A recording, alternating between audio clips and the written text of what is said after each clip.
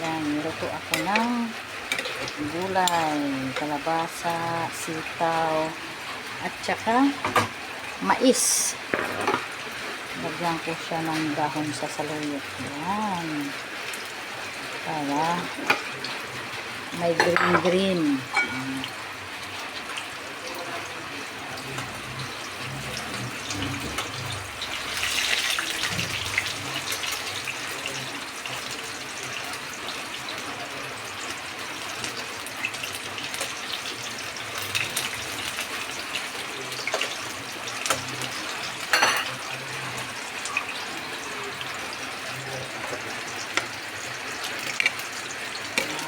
Aking gulay na